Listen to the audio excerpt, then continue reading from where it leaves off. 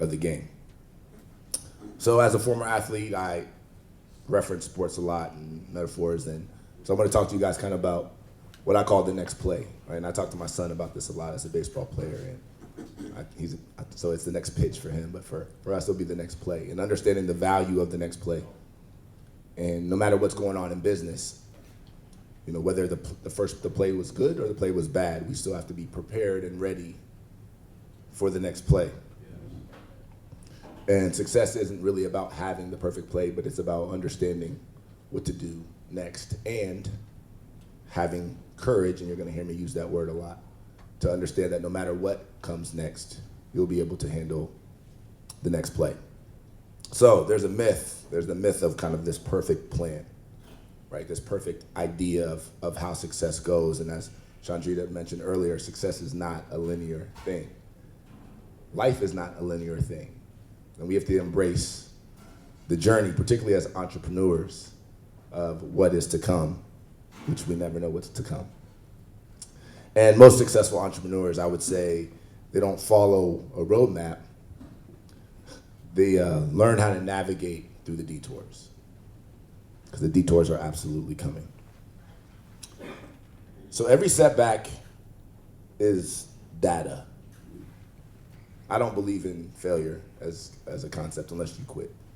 But other than that, growth mindset, I'm sure many of you guys have heard that and believe in that. But I look at setbacks as data points. And even wins are data points at the end of the day, teaching you lessons that are important for you to continue to grow and develop and build, things that are necessary, things that you look back on like, oh my gosh, thank God I went through that, because now I can do this. That is all setbacks are. And as successful entrepreneurs as you guys are, you guys have all seen that and overcome those setbacks. One of the things that's also important for us as we continue to move through our journeys as entrepreneurs is finding what problem we're solving, who is our ideal customer, how do we pivot and move with the marketplace and stay nimble. The biggest companies out here are dealing with this every single day. They're firing people, they're putting out products that flop, they hire the wrong person. It's the same thing. So there's no difference between what they're dealing with and what we're actually dealing with as well. So that doesn't mean you're a failure or that you're not successful. It's just part of the entire journey. So the market isn't judging you, the market is actually teaching you along the way. So I talk a lot about confidence, and I have a quote that I kind of came up with, which some people might think is very, I don't know, silly, but I think it's profound in a way. It's about confidence, and it says, it takes confidence to be confident. Yeah? But what does I mean by that? What I mean by that is you can't just go tell somebody to be confident and then they say, okay, I'm confident now, right? That's not how confidence works. Confidence actually works from experience, reps, putting yourself in positions, overcoming, seeing things, experiencing. So when you get up to a situation, you say, oh, you know what, I've seen this before, or something similar to that. And confidence ultimately is something that is very important to have as you're an entrepreneur. As Chandrita said, it's an oxymoron to be a shy entrepreneur. So continue moving with confidence, and it takes a lot of confidence for you guys to have done what you have done already. It's impossible to be successful, to be where you are, without moving with a certain level of confidence. And then resilience. Overcoming challenges, the challenges that we all face. I don't have to talk to any of you individually to know that you've had challenges with finances, with relationships, with partnerships, with operations, with systems that you've used or tried to employ. I don't have to talk to you. I know that for a fact that you guys have dealt with that. And that resilience is part of the reason why you guys are actually here today in the cohort, but also as successful entrepreneurs. I have a funny story. So Jelani mentioned that I had a career in music and still do, but when I was first coming up in music, that was my goal. I wanted to be the next Tupac. For real, and DMX, those were my guys. What they want? No, let me stop. And so my cousin and I, this was my freshman year of college at Ohio State, there was a talent show that they had. And we entered the talent show as this rap duo. And it was Apollo style. And if you guys know about Apollo, they're a little unforgiving up there.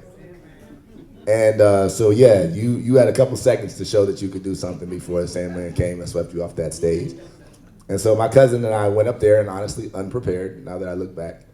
And lo and behold, within about 7 seconds, Sandman came and swept us off the stage. And wow, it was so embarrassing because there's so many people that I knew, people that I went to school with.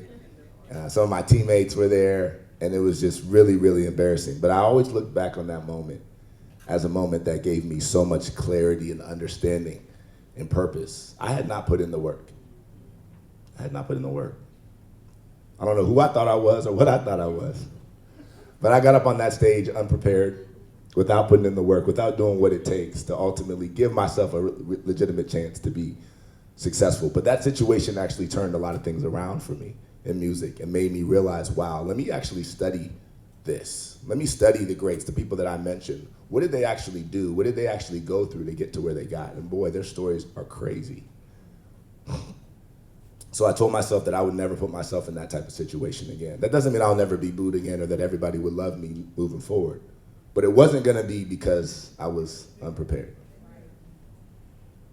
Fast forward, wow, 15 years, I won an MTV award in music from Columbus, Ohio, little old me.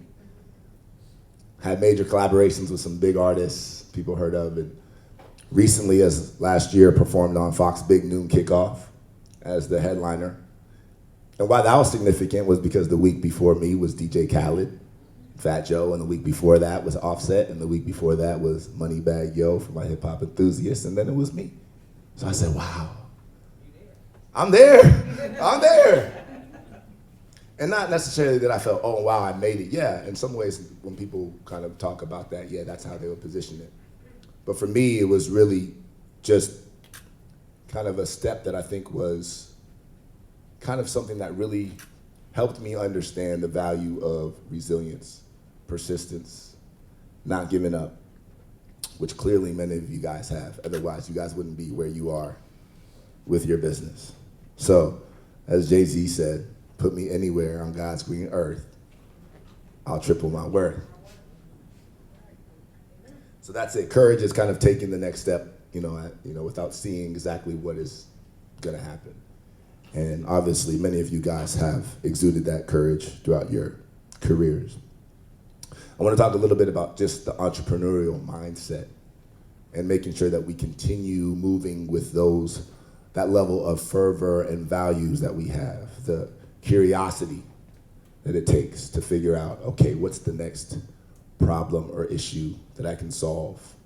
How can I learn more? Which is why this is so impressive. There's so many things that you guys could have been doing with your time. But you guys knew that it was important to put yourself in a situation without knowing what the outcome was gonna be. But just having the quest for knowledge, learning, understanding, and new relationships. That's how we grow. Obviously, staying adaptable and being willing to pivot. I'm sure that our businesses don't all look exactly the same now as they did when we started, and that's okay. Because that willingness to pivot is something that is important if you want to be truly successful in business, particularly as factors that we can't control emerge, like technologies, like AI. And then staying optimistic. I think one of the most important things, and I've mentioned this a couple times about success in business, success in life, is figuring out how to solve problems. But also being optimistic and confident, and not looking at the glass half empty, but looking at it half full. And I think sometimes we don't celebrate the small wins and the small victories as much as we should, because we're always looking at the next thing, or why this didn't work, or why that didn't work. Sometimes you gotta just take a step back and say, oh my gosh, let me look from where I started, and let me start there and close my eyes, and then let me look at where I am now. Oh my gosh, how much progress have I made? Lastly, betting on yourself. You guys have already done that, but that is the most important thing that you can do, is continue to bet on yourself. You are your best advocate. People will not believe in you until you believe in yourself. Investing in yourself, as you guys have done, amazing. It's a separator, I'm telling you. You might not think it's a big deal, but it is. A lot of people are not going to take the time out of their schedule and what they're building to do something like this unless they are truly committed to not only investing in their business, but investing in themselves, their learning, and their growth. And then one other thing too, remember, is what one of my mentors always talks about, is the law of attrition. Whoever can withstand the BS the longest and stay standing wins. And so for you guys to all be here today, I know the nonsense that you've gone through to still be here, to stay standing. So keep doing that and keep surviving. Real quickly, Jelani mentioned my company, Ellafly. I realized last year that I wanted to be in the AI space, particularly because I feel like people that look like us generally are not on the building side of new technologies and wealth transfers. This will be one of the biggest wealth transfers in society, and I feel like I wanted to be a part of that. Also, I knew that Ellafly was something that could solve problems. Social media management for small businesses is daunting, and most people do not want to do it, do not have the resources to do it, or don't have the time to do it. So as you're continuing to grow and build and expand on your business, continue thinking about what problems you're currently solving, but what problems are also on the horizon. Stay ahead of the game. Technology, I understand some people don't like AI, but we need to be able to figure out how to use it to make us more efficient in what it is that we're doing. You don't have to love it, but your competitor is using it. The people who are coming behind you are using it. The people who are less talented than you, have less experience than you, can use it to make themselves look like they're you. So we cannot shy away from new technologies. We cannot shy away from AI. And we cannot shy away from being willing to adapt and pivot as new things emerge. The last two words I kind of want to leave you guys with are faith and confidence. Well, faith and courage. Some similarities between confidence and courage, but we'll go with faith and courage. And clearly all of you guys have faith to start your businesses, to continue to grow, to be here, to put yourself in front of people that you don't know, to show up every single day for your business, to show up every single day for your family, which is part of the reason why you're building your business, to build legacy, to have a lasting impact, to help the community. Faith is part of what drove you there. So I'll say this, let faith guide you, but let courage move you to act. Thank you. Thank you.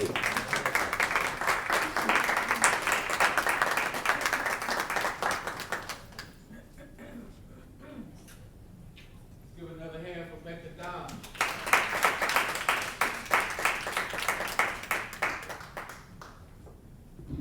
You have to have the confidence to be confident. You can't fake it. You know, a lot of times people say, fake it till you make it. No, that's not it. Make sure you build it day in and day out.